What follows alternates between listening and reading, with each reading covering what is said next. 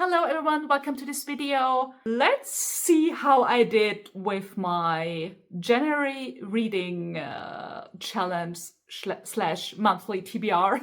I spun the wheel like over a month ago and picked my January TBR. I had 7 books the wheel picked, or I myself picked. So how did I do? How many did I read?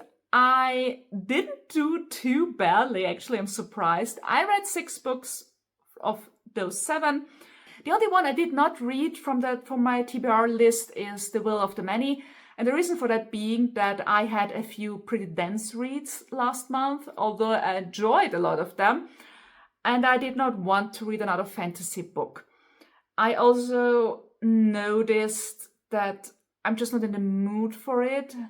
Like, I am dealing with family emergency. My mother is dying. I just did not have the time to read such a thick book. So I took it off my TBR and will read it in another time. And that's it. Let's jump right into it. I wanted to briefly check in with you because I started reading the first book on my TBR list for January, and I just picked randomly with which one to start, and I started with the First Ethereal. I think I'm around 20% in. I want to preface this by saying that I enjoy this so far. Like I said, I'm 20% in, and this is a pleasant read, and I'm actually pretty hooked. The interesting part for me is that I noticed ever since I have become an author, I read differently. And I noticed that in 2 ways. The first one is that at times I find something really cool. Like if an author has a really cool twist in their book, or the prose is good, or the idea is just so fascinating. I love that because I enjoy the craft, and I genuinely enjoy it when I get that feeling that this is really awesome. The second way I've noticed that my reading changed is also from a reader's perspective, because I cannot just separate my reader mind from my author mind. I am more aware about expectations and vibes I expect from a book and why I expect them. So my expectations going into this, going by the blurb and by the tagline on the book, I expected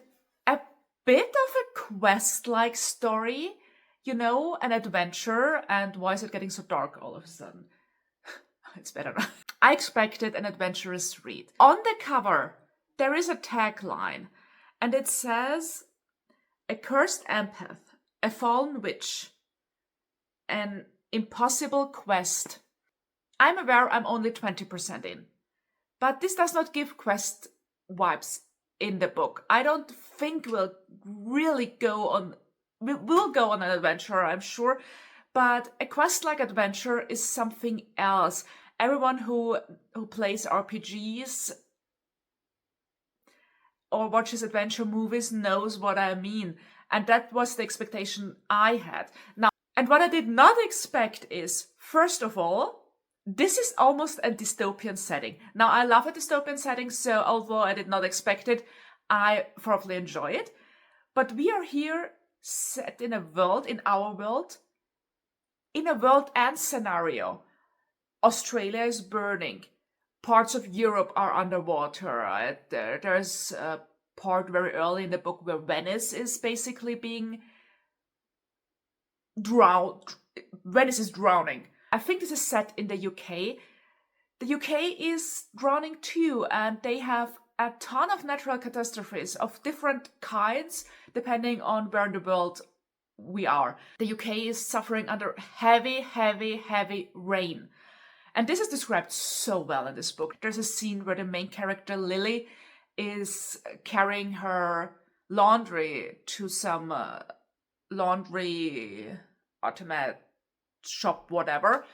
And she has to go up that small hill, and it's raining so much. She's fighting against the rain. It's cold, and it's so well described how the rain pierces her that I felt like I was there and I loved it. But this is, in a way, a dystopian end world scenario. This is the end of the world. And it's effectively mentioned as the end of the world in the last chapter I read. So we have a dystopian setting. Our world is at its end. There's also some sepsis, some illness going around. There are uprisings. People are panicking. It's all types of shit. Lily, our main character, she's not said to be a witch. She's called an empath, and she can feel the feelings around her, and it's very overwhelming for her. And she has this invisible friend. We don't know yet what he is, like a companion, a spirit, something like this. I feel like he might be some angel, but I'm getting to that soon. Lily and Jack, that's his name. Jack is invisible to anyone else unless he wants them to see him. And Lily is struggling basically with the situation, and her life is not too good. Obviously it isn't. So she's the first main character, and we read the first part from her perspective. Then we have Storm. Storm is a witch. She can communicate with the deceased, and she is a very nice person. She lost her gift when her husband died, and I think she probably lost it due to grief, although we don't know that. We don't know why she lost her gift. She has this cafe/bookshop, and she has a nice community around her. She built it up. She's a very kind person. And she and Lily meet by coincidence, and Storm also immediately likes Lily. And Lily, although she puts a huge distance between herself and everyone else due to her gifts and due to how overwhelming that is, connects with Storm as well. Storm offers her the attic in her building, in the building she's living in. And this is just the overall start of this, and I did not expect it at all, going by the blurb. I still like it. Now, what I did not expect at all, that this is, as a story, it feels to me more spiritual, if that makes sense. Keep in mind, I was expecting more of an adventurous read, and what we have here, to me, feels more, it does not feel religious per se, but it's spirituality, I'd say.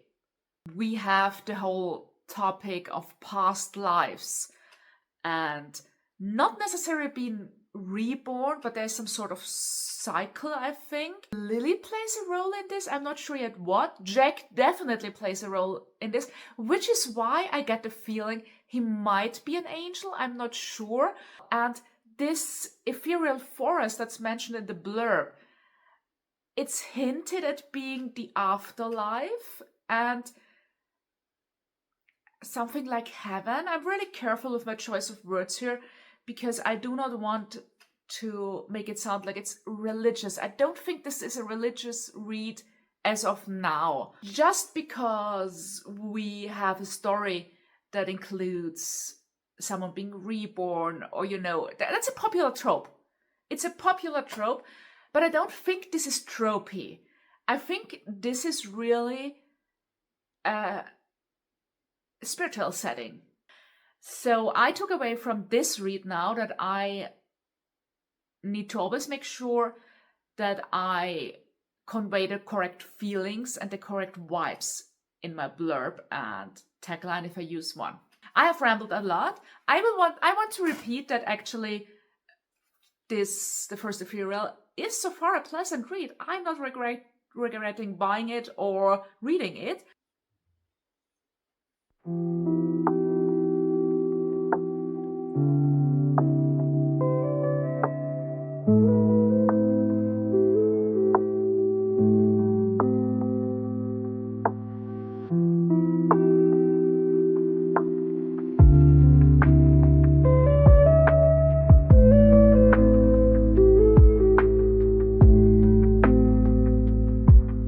By now, I am like 40% into the book, and A lot of things are a bit clearer for me now, as in what type of fantasy book this is.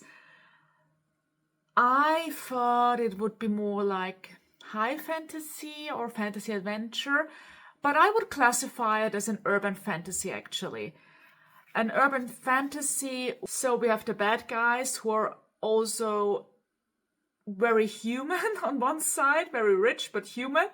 On the other side, there is one witch, I think, who is also in the council. So that's the fantasy element we're talking about, the characters.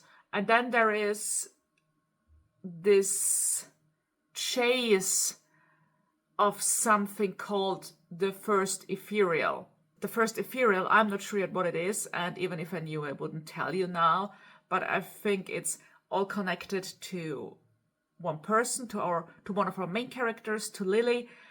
There is probably some angelic thing going on, I believe, from what I could tell.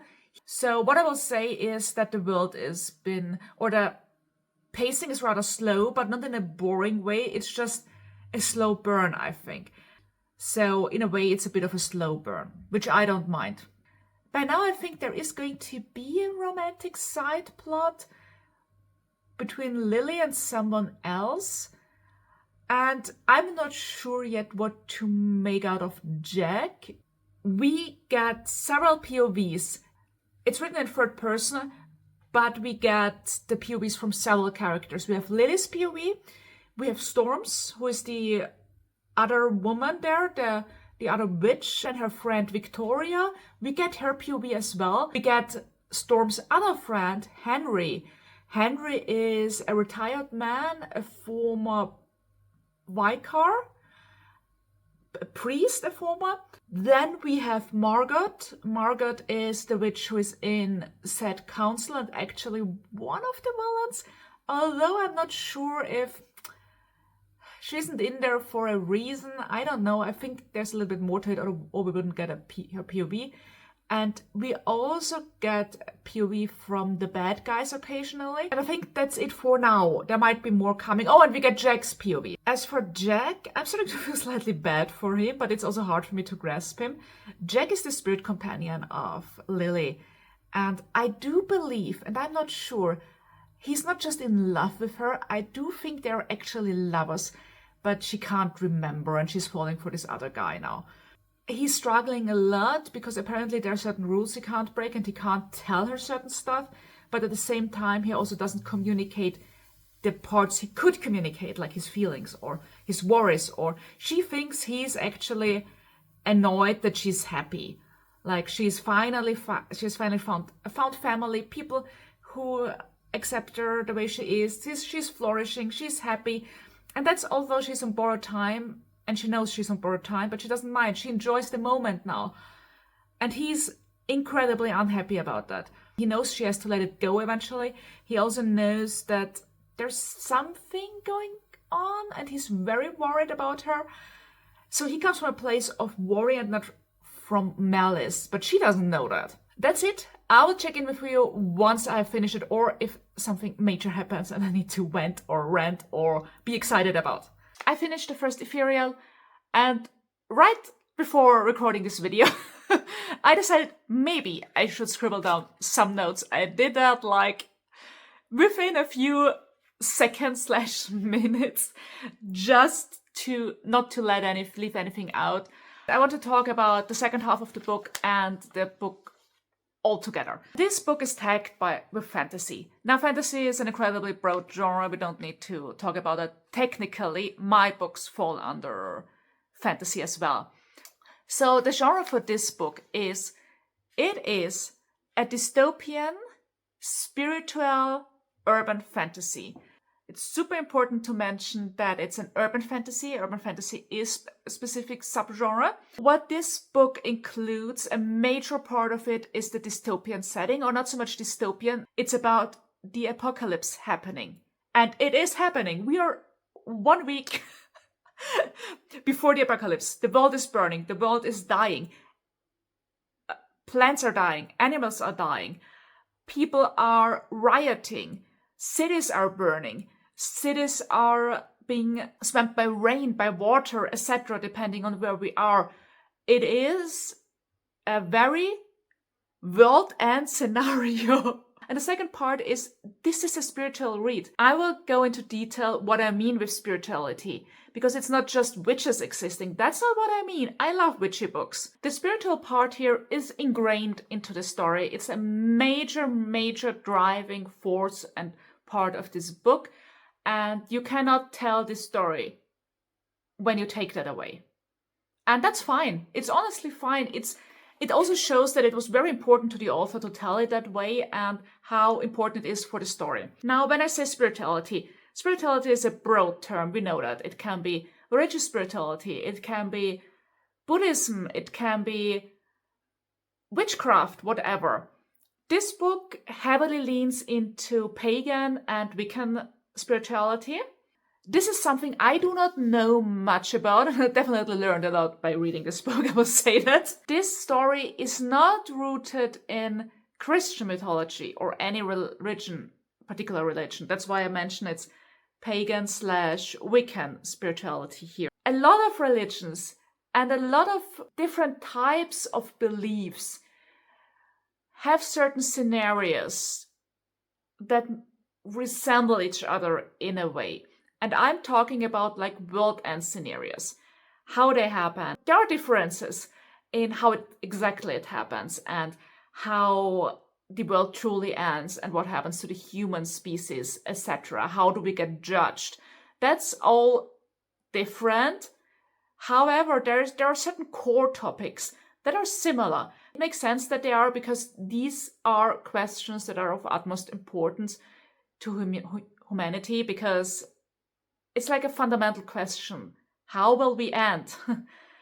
Will this world one day end? And if it does, how? However, it doesn't matter that we have pagan and Wiccan spirituality here. We have ascension. So the world ascends or falls. We have past lives. We have the main character remembering said past lives. We have visions, and in visions I mean not the type of visions we write about in fantasy books, but more like actual another force gives us this vision. The world ends. We have a world-ending scenario rooted in a spiritual setting. We have angels in whatever form. We have, and that's what I find particularly important, we have a judge who will judge humanity and either absolve them or not. We have shepherds, people who work as like spiritual guides, who look after souls, dying souls of also dying animals and kind of hurt them and help them pass. We have spirit guides. I don't mean that as the humans who guide the lost souls, with actual spirits, people who exist or persons who exist, like who guide a person in their current life. We have meditation, and this meditation can take us to the astral realm and so on. And that's just the major points. There's a lot of smaller stuff there too in the details. I do think the author knew a lot about these topics. I don't know if she's spiritual or if she was just interested in it or if she's in any way part of anything, but it's obvious to me that someone wrote this who is very well versed in these topics, and I can honestly admire that. But that's the genre, and I think it's very important to explain the genre and the subgenres here, so people will go into the book, into the read with the right expectations. Let's move to the characters. There are several characters. On the blurb it says there is Lily and Storm, but I would say Storm is actually the more important character, but let's start from the beginning. Lily is an empath. She can take in or feel other people's emotions, and they can overwhelm her. It's very difficult. She has a spirit guide who is named Jack. And Lily's, I think she's around 20. She's a young woman, and she's very unhappy. She learns that her life is about to end, and she also starts remembering her past lives. Then we have Storm. Storm is a witch. She can connect to spirits, and as with spirits, I mean to people who died, but she has lost her powers. And a major part of the plot is about why that happened and how she gets them back. Then we have the group around Storm. Now, Storm and Lily do meet pretty early into the book, and Lily starts living in Storm's attic, which Storm rented out, and they get closer to each other and befriend each other. Storm is older than Lily. She was married, her husband died of, I think, cancer. Ever since then, she has lost her powers, and she believes it's due to grief. But we'll learn more about that later on. Now, the group around Storm, her closest friends, we have Veronica, Wee as she's called. She's her best friend, and together they have this bookshop / cafe. Veronica is also very, very rich, and we learn later that she's a keeper. She owns a magic library. And that was a very cool part. I will come to that a little bit later. And then there's also Henry, who appears a little bit later into the book. He was a priest before, a vicar, and I think he's in his 80s. He's very close with Storm. He was also very close to her husband, and his wife was close to them too. She died of Alzheimer. I'm not sure. I'll be honest, I cannot remember. But she died, and he's grieving as well. These three, Veronica, Storm, and Henry, work together and try to research what's going on, what's happening here. Henry has visions, and he understands that his visions are real. They look for Henry's old journals, the journals he wrote into what he saw in his visions, and he almost did that in trance. So he doesn't remember what he wrote, he just remembers that there's something very important in them, and that his dying wife told him that he should go and look for his journals. They connect with an old friend from Henry called Isaac and his family, and they're, witches too. Then on the villain side, we have the council. I think they're called the Very, and they want the apocalypse to happen. They're like super evil, and they're rooted in real life. I will talk about that a little bit later. Now, within the council, there's also a witch named Margaret, a really powerful witch, and she used to mentor Storm, and Storm is really important to her. And we learn a bit about her and how she goes along with everything because she wants to protect Storm in a way. Yeah, she's struggling. I found her a very interesting character, to be honest. Then there's Michael. Michael is somehow Lily's love interest up to now. I do not know why he was even added to the story. I mean, maybe to show Lily's struggle a little bit, because there's also Jack, but Jack is a whole different part of her life. He's also part of her former life, of the life she spends in the afterlife. But she can't remember these parts. He remembers everything, which is part of the conflict. But I don't know why Michael exists. There's a very short relationship he has with Lily, so there's that.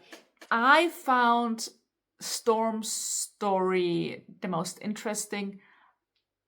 I think I got a little bit invested. I want to know what happened to her, why she lost her powers and how she got them back. I also like Jack. He grew on me. I did not like him much early on because I thought he was overbearing and not communicating well, but then also understood why he couldn't communicate well. I like a character who struggles. I feel for them then. And I liked how he also connected a little bit to Storm and her group and how he got involved with them a little. I think this is not an easy read. This is not something you can just breeze through, and I don't mean that in a bad way. This is well written. There is a lot of attention to detail here. The world is described, the setting is described, the spirituality is described in a way. I had to look up a lot of things, to be honest. This is also a slow-paced story, so for the first half, not much happens actually. I'm one who doesn't mind a slow burn or a slow-paced story. I will say that the second half, particularly the last third of the book, picks up its pace and it gets a bit more actiony, if that makes sense. Now, the second part of the book suddenly adds a little bit thrillish elements. There is a secret base, a secret bunker. There are sudden, special gears. There's a whole system. The last showdown, which obviously happens, I think that was pretty fun. There was a lot of action. Plus, we have the looming apocalypse truly happening there, the end of the world. We have dark black cloud and red lightning. We have birds falling from the sky. I wished we would have had much more of that. I also did enjoy the parts of the secret library. And I also really, really liked the way it was described and added to the story and what the secret libraries entails. And I think this is the part where the fantasy setting really kicks in. Secret library, magic books, and how they get revealed, how these books are kept, the work of a keeper, how they're keeping the book, how they're protecting them, and also the books themselves. That part I loved. Like I said, there were parts I really enjoyed. There were parts that weren't for me.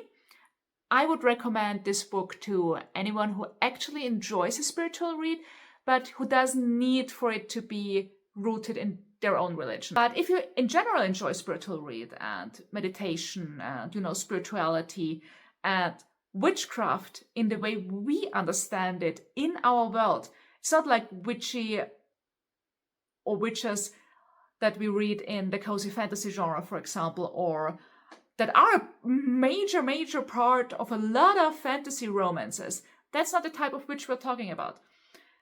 We're talking about witchcraft that how we would describe it today, rooted in reality. And of course, it's pushed to another level, etc.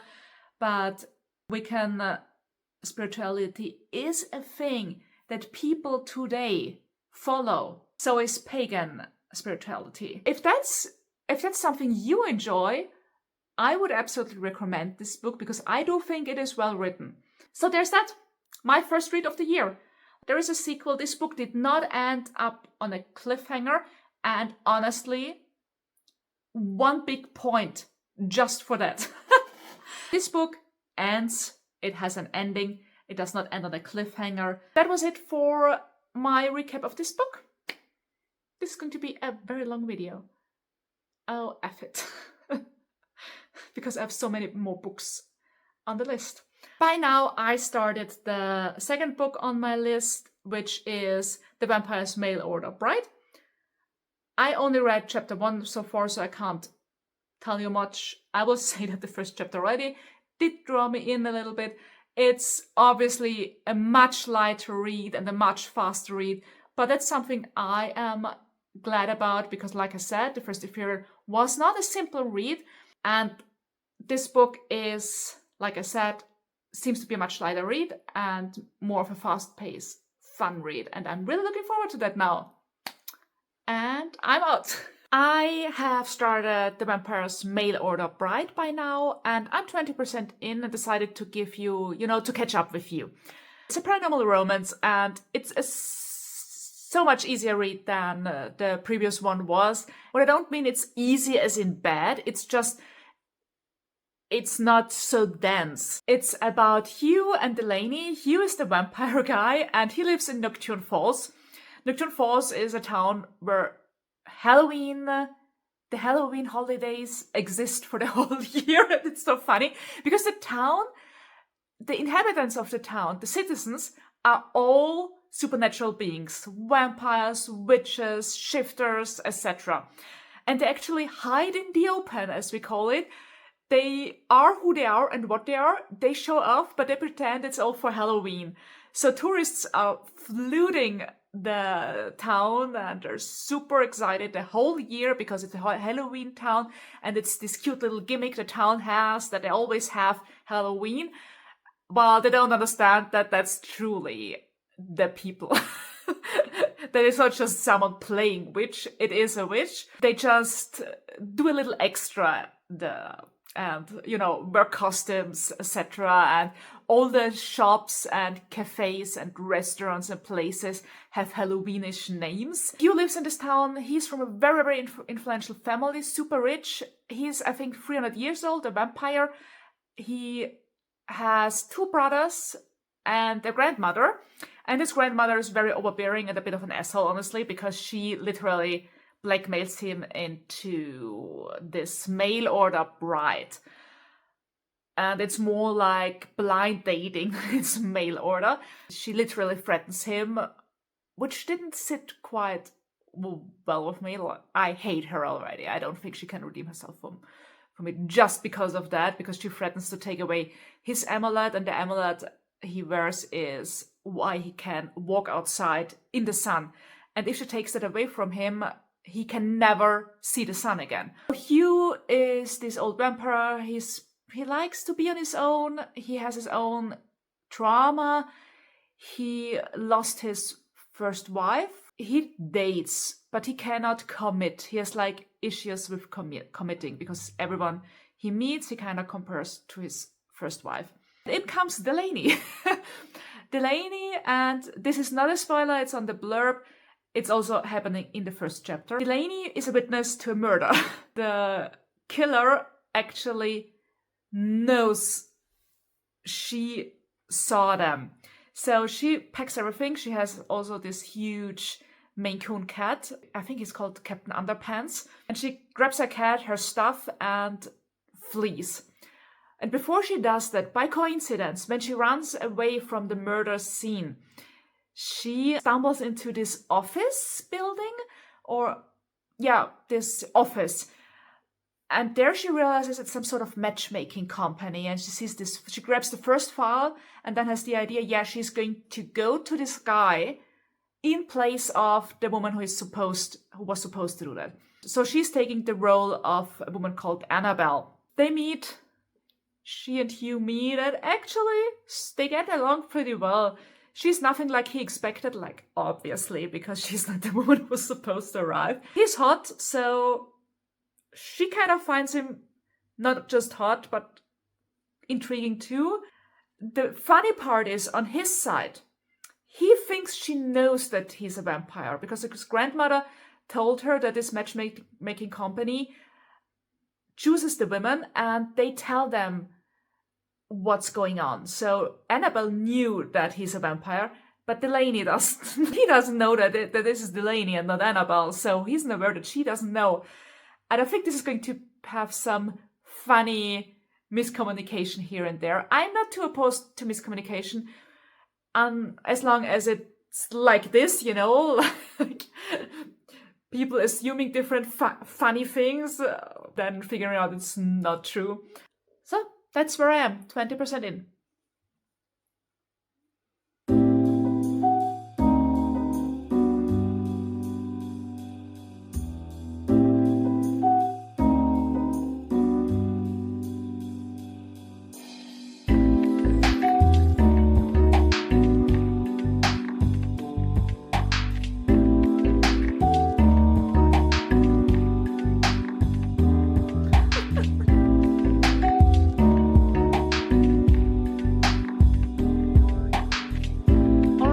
Just finished The Vampire's Mail Order Bride. What I expected was a funny, light, low-stakes paranormal romance story, and this is exactly what I got. I would say reader expectation fulfilled. I will say, this is the insta-lovest of all insta-love stories. The plot goes like this. Delaney is our female main character, and she's on the run from her mobster boss because she saw him kill someone. She takes the identity of another woman, a woman who is supposed to go and live with this vampire dude and to potentially marry him. She's doing that through that matchmaking agency, and Delaney basically steals her file and goes there in place of said woman. Hugh, our male main character, is a vampire. He's a bit angsty, a bit emo, but not as angsty as Edward Cullen was. And he has no wish to marry. He had a traumatic experience in his past when he was turned like 350 years ago. His wife at that time got turned as well, but didn't survive the turning. He does not want to get serious with another woman to the point of actual commitment. However, his grandmother basically blackmails him into it because she wants grandbabies. I don't know what to say. Poor guy, honestly, poor guy. That's how Delaney and Hugh meet. They go out with each other, they have a little bit of fun, they get closer, they fall in love, they commit to each other, she gets kidnapped, he saves her, and she turns into a vampire in the span of a week. I'm not sure if it even was a week. I think them committing to each other was like a 2 days, 3 days time span. Also, I usually stray away from spoilers. I do think that what I said here is pretty much the expectation you have when you pick up that book and start reading. I will not go into more details because I don't know if one of you wants to read it. So this is insta-love, like insta-love. I am at times writing insta-love as well. I do have to add that I write paranormal romance as in fated mate stories. And the mate bond is some sort of insta attraction. I do not hate insta love. And I also have to admit that the 2 books I wrote under my second pen name do have insta attraction / insta love. Nocturne Falls is this forever always Halloween town because all kinds of supernatural beings live there. And to be there in the open and to be themselves, they have set up this Halloween shtick, which helps them to be, allowed to be themselves. So that was hilarious. I absolutely loved that. I would love to live in Nocturne Falls, just saying. And we have all kinds of supernaturals. If I remember correctly, we have witches, we have fae, we have a gargoyle, we have shifters in various kinds, and obviously vampires. Also, there were a lot of side characters introduced here. Just briefly, they were mentioned, sometimes mentioned in passing, like when Hugh needs help or he hires someone or he talks to someone, coincidentally meets someone. And I do think that's because these people will all get their own books, and I get that. I think as a reader that can be a little much with so many names being thrown at you. However, as an author, I completely get it. I do that too. Because you want to introduce the readers to the world and also kind of tease them for future books and future characters. I'm pretty interested in some of these characters here. Like there is this gargoyle who I'm pretty interested in, the shifter dude, the police dude, and actually the fae girl. So there are a lot of characters. Oh, and Hugh's brothers. Oh, I forgot them. I am actually more interested in Hugh's brothers than I was in him. I know that I've read reviews. I know that these 2 characters, Hugh and Delaney, are not the most interesting ones. From my perspective as an author, I also have to say that this is a safe choice.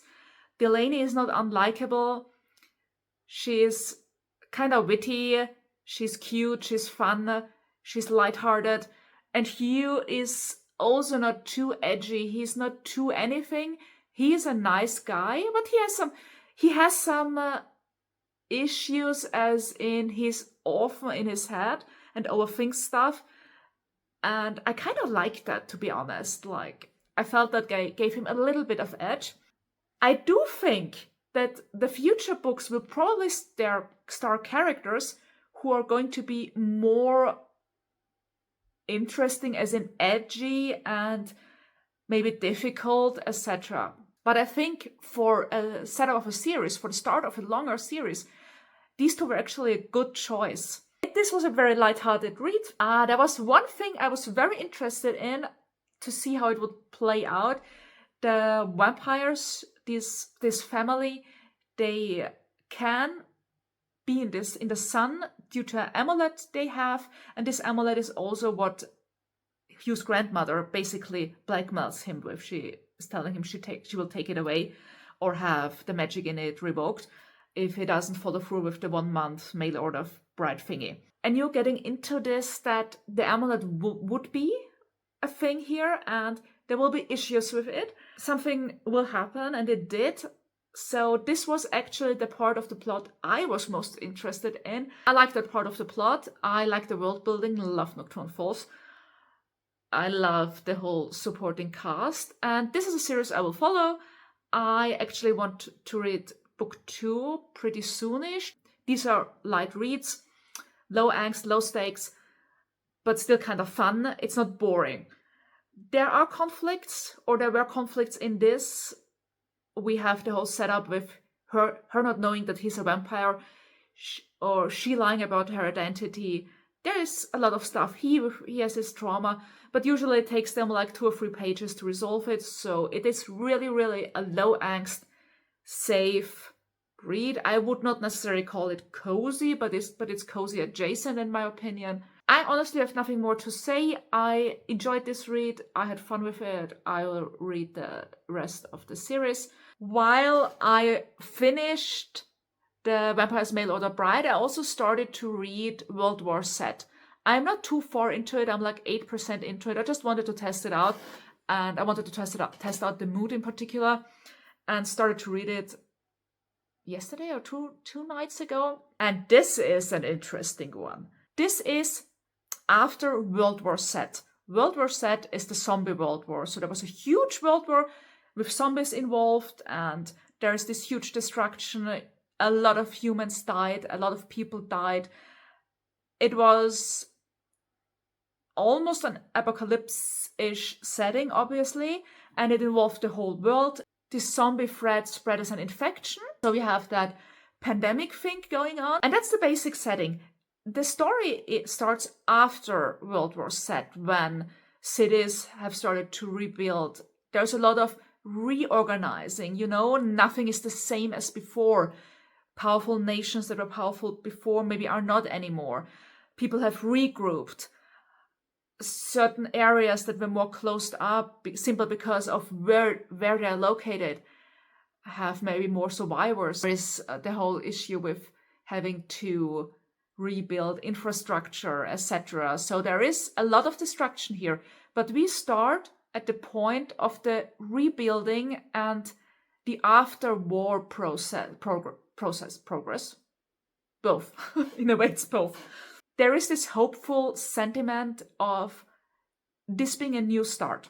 The narrator of this is not the main character. He's simply the narrator. He does not appear with name or even with voice. He just writes the foreword and introduces himself as this man who traveled around and collected data from some of the surviving people. He talked to a lot of them and listened to their story, how they experienced the outbreak, the infection, how they came in contact with the first infected, how they survived, and just what in general happened.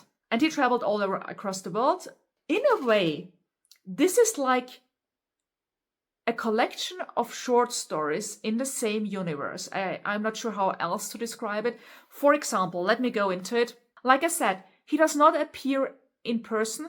He tells the story of the people he meets. And the people he meets talk in first person.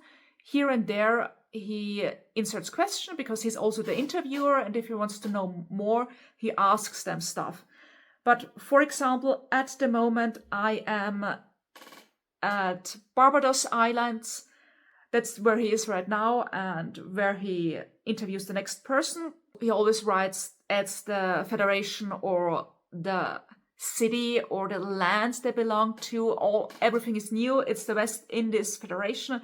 He talks to this man who owns a very special ship, which is apparently very, very important for not only infrastructure, but also for resources, I believe. This man is going to tell his story now about how he met or survived the war and how he met the first zombie, the first infected. Yeah, this is like 5 to 10 pages.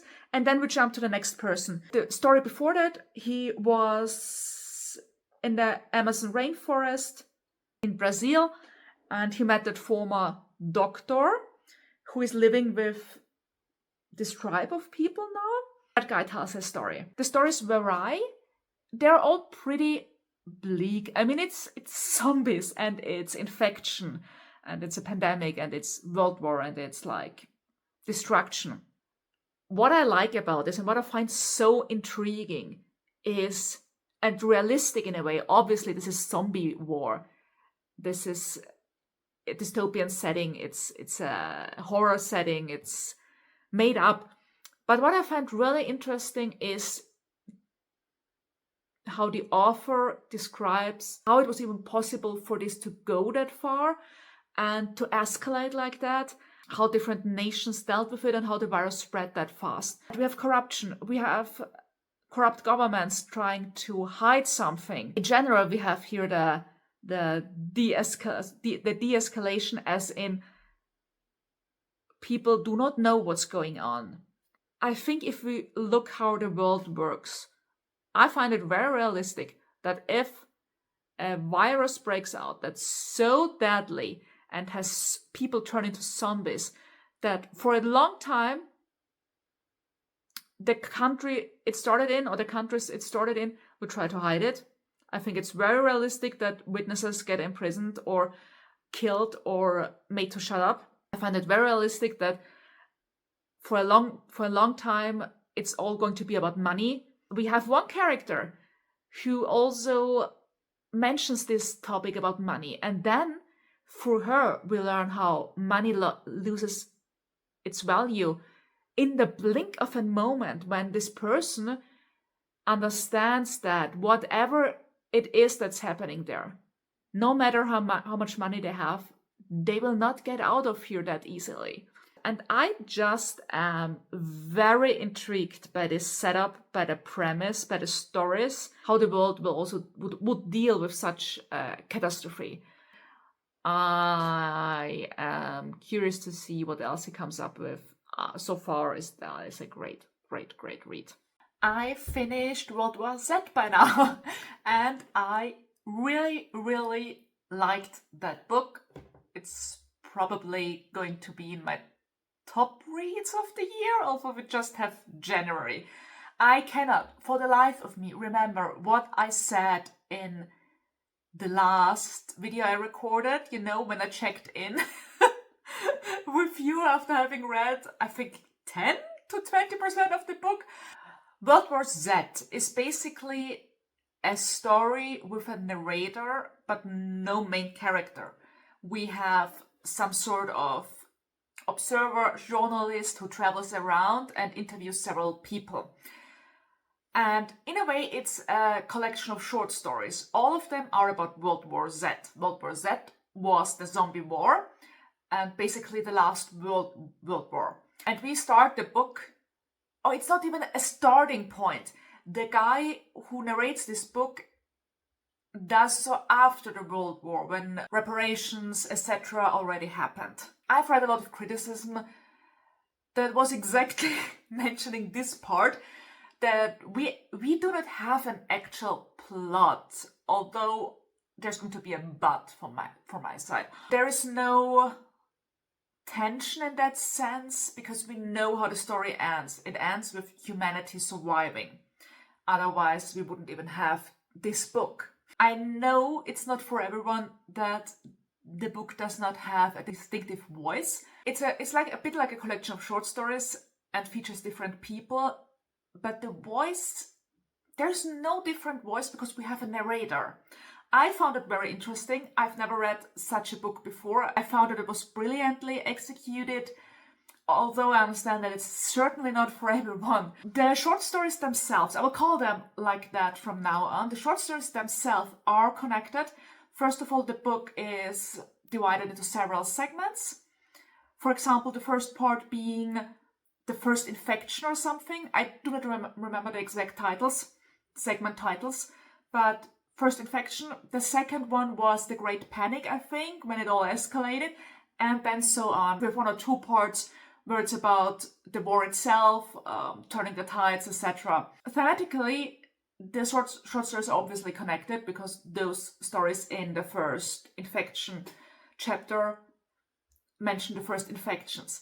However, it's not just that, it's that later on several already mentioned happenings were referenced again. For example, we have an outbreak in China, and much later down the road, this incident gets referred to a lot. And not just that, it's a red thread going through it, definitely. It's not random. It's not random short stories one after another. It's everyone telling the same story, but from a different angle, We have cultural differences, we have different people in different roles, in different jobs, and their role in war was also different. But they all tell the same plot. They're part of the same plot, which is World War Z. I really liked the first infection ones because that was just horror, gruesome, you know.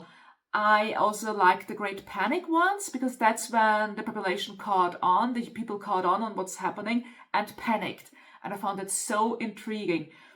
The chapters or the segments concerning the war were a bit more difficult to me because I'm not a huge military book reader and I do not know the vocabulary, not even in my own language, you know, which is why I had to look up a ton of words. Like I said, I looked up the words, got the German translation, and then had to read what it actually meant. There were weapon types, etc. I will have to say that I believe that Max Brooks, the author of the book, really knows a lot. I couldn't have written this. I also found it interesting the various cultures we saw and how they dealt with what was happening, their individuality in a way. Then I found it interesting how world got restructured and the theories Max Brooks had, like how the world would look after such a war where everything is changed. Like there's this endless destruction. Cities are not existing anymore. Humans, billions have died. It just changed everything. It changed the importance of certain people. It changed the importance of jobs. It changed the importance of certain countries. Then some countries changed completely, went from a democracy or something similar to it to suddenly a religious state, or the other way around. And I like the way Max Brooks explains why. Like I said, I really enjoyed that read. I think it was super intriguing. I like that we have this story crafted in this way. I like it from an author perspective. I really liked what he did as well.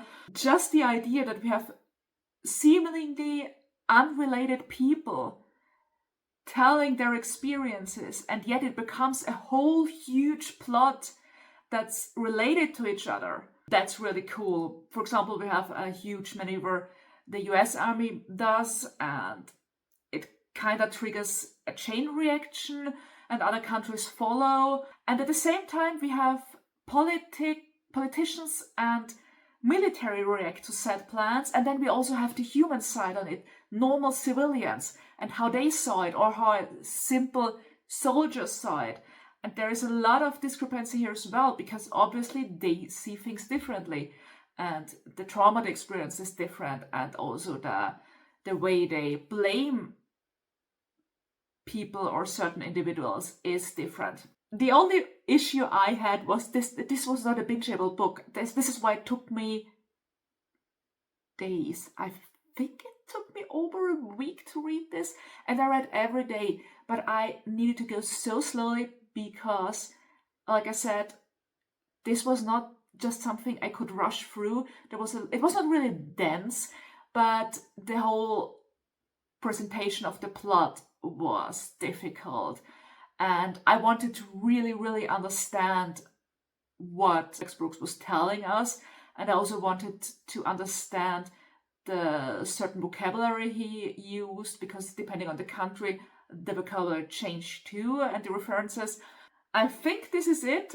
From my side, What Was That is definitely a huge thumbs up. In between my whole TBR challenge, or rather my Read My TBR challenge, I also added another book spontaneously, and that's actually a non-fiction book. It's Noise by Daniel Kahneman. Daniel Kahneman was a winner of the Nobel Prize for Economic Science. I hope I got that right. And he has written several books. This is the first one I read. What it's about, it's noise in addition to bias. I'm saying in addition and not opposite to, because bias and noise usually come together. Bias is obviously any form of discrimination, and noise is randomness, and it's about noise in decision making, and not so much our decision making as in what do I eat, what do I want.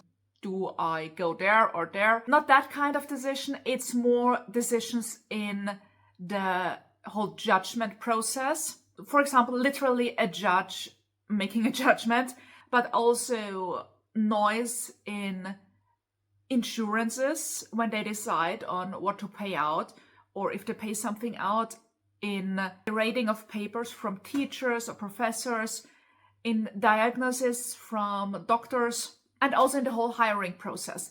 Basically everywhere where a person is evaluated or judged. The reason why there is noise, there are several reasons. I describe reasons such as health or a certain mind space we're in at the moment, mood, weather, temperature outside. Also resemblance. For example, I could be in a position to judge or evaluate someone, and by coincidence they resemble another person I know. It's mostly subconsciously, which is why it feels so random, which is why it is randomness. The book brings a ton of examples. They have a huge focus on the whole judgment process, which is the first chapter. It is shocking how different a judgment can be, a punishment can be for a very similar crime. They also have a huge part about the hiring process, which I also found interesting. The part I found really interesting, which stuck with me, is the difference between causality and understanding. And this was, I actually took notes at that part. As humans, we tend to explain things, particularly in hindsight. For example, something happens. There's a situation, a bigger situation. And we look back and then explain the situation by, of course, this happened because this or that happened beforehand, or the person did this or that, and this is why this situation now happens. Daniel Kahneman brought several examples, such as a person receiving an eviction note and describes that throughout the last year they might have lost a job or someone got ill, etc., which we then say this is the reason why they received the eviction note. However, usually or often what happens is that we understand something. Like if we look back on the history of a person or a situation or what happened before, we understand why this problem now, why this situation now happened. But it does not necessarily need to mean causality, which I found very interesting because we tend to do that. We tend to think in causalities and not so much in understanding. Another part I found very interesting is when Daniel Kahneman described how and why scales at times feel so random. And he, as an example, he used the review process, for example, book reviews or movie reviews. And we all get that. As authors and as readers, the review process feels very random at times. And the reason for that is because everyone interprets the scale in itself differently. We have 1 to 5, and every person thinks or sees the numbers differently. The scale itself already has noise, and not just the reviews. It starts a step earlier. He also explains that stretching the scale into like 20 numbers does not help.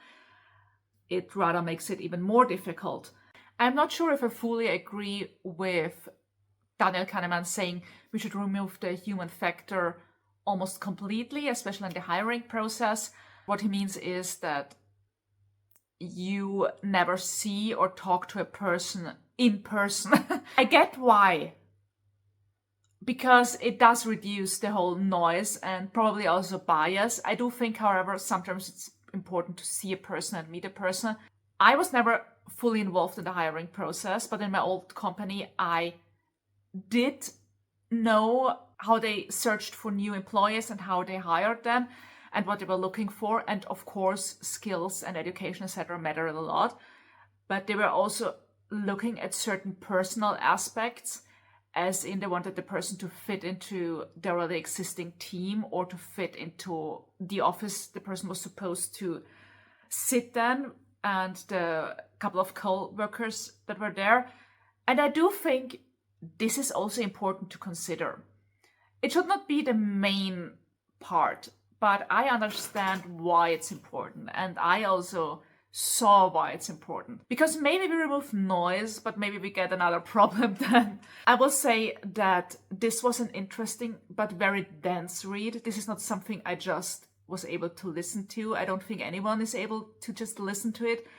It's very, very scientific, maybe not like science as we would define it, but it's very dense with information. I listen to the audiobook. I usually do not listen to audiobooks because I get distracted so easily when I listen to something or someone.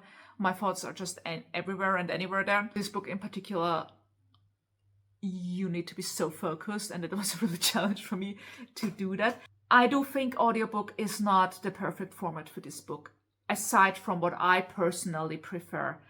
I will always prefer the print book or the ebook to audiobooks just because of my OCD and my ADHD. The ADHD in particular makes it a bit hard for me to follow audiobooks. However, aside from that, the book does reference graphics and graphs that are in the book, but obviously not in the audiobook. And at times, I wished I would have been able to see the graphic and understand what they were explaining, because there was a chapter or a few chapters in this book that were really statistics heavy. You can only explain statistics by showing the graphics and the calculations, and they also explained the whole Gauss error calculation, which obviously would be a bit easier if I would have held the book in my hands and saw what it refers to. Other than that, this was dense and it was long. I think it was 18 hours for the audiobook, which was insane. I sped it up a little. I think there were a lot of examples and explanations in the book, almost a little too much. It could have been a little, less pages, less explanations. And I also think they sometimes redefined the meaning of noise depending on the situation and just used several professions to explain it. And I found several of these parts interesting, others less interesting, depending on what I had experience with, like, for example, the hiring process or the whole review thingy. Even the diagnosis was also pretty interesting. I do not know if reducing noise is truly, I don't know if we can achieve it, to be honest. What I did learn is to be a little bit more aware of my own decisions and when I evaluate or judge a person. And bias is one thing, obviously, but also pay a little bit attention of the randomness and just be a little bit more aware. So that's what I took from that. The next book I'm going to read, I actually started 2 to 3 days ago while I was still reading World War Z, because I just needed something light to get to. Because World War Z was bleak. This was not a fun read. There was a lot of destruction, a lot of dead people, a lot of misery. The next book, or the one I'm currently reading, is Fear of Flying. And Fear of Flying is a light MM romance, which is basically the opposite of what I read previously. It's about 2 guys, and they coincidentally meet on that flight back to, I do not remember where. Is it Dallas? Does it matter? I don't think so. One of them has very severe anxiety, fear of flying. And the other one is socially really awkward. I've only just started it, so I cannot say anymore, but they meet and they kind of find each other hot. And I've heard that it's a very light and low angst read. And I think this is exactly what I need right now.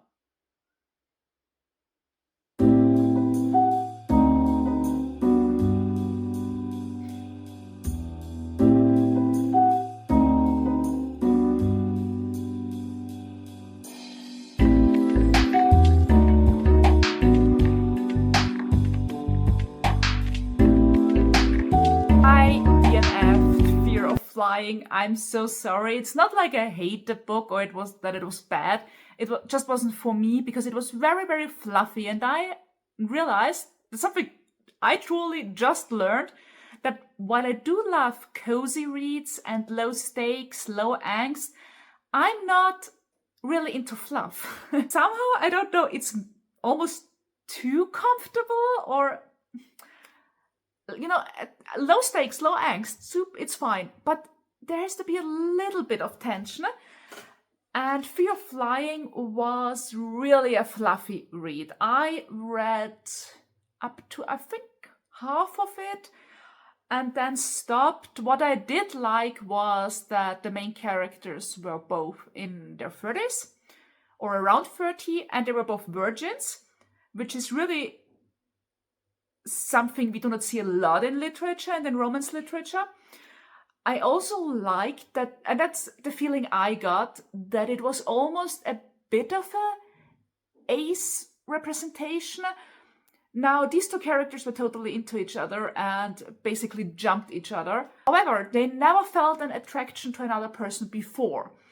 And asexuality is a huge spectrum. It's not just you hate sex. That's not it.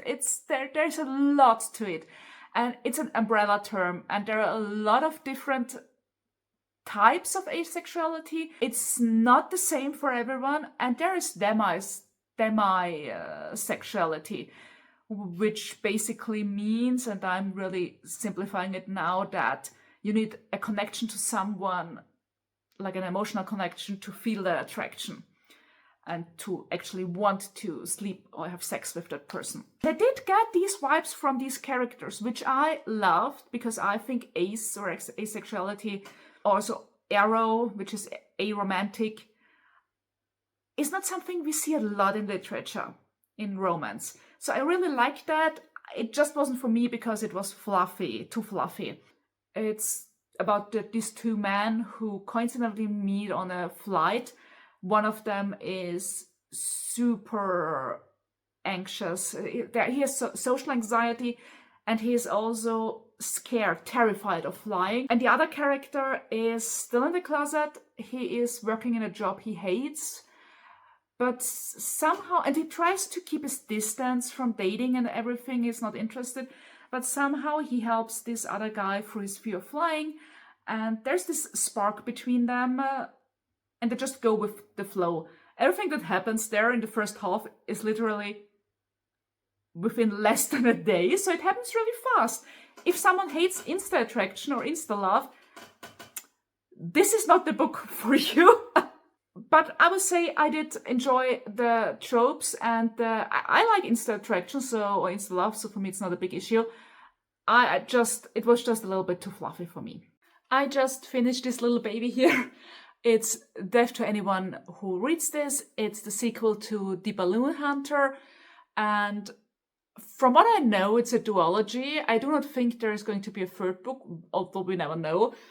And this is the direct sequel to The Balloon Hunter, set in a post-apocalyptic world, a dystopian setting.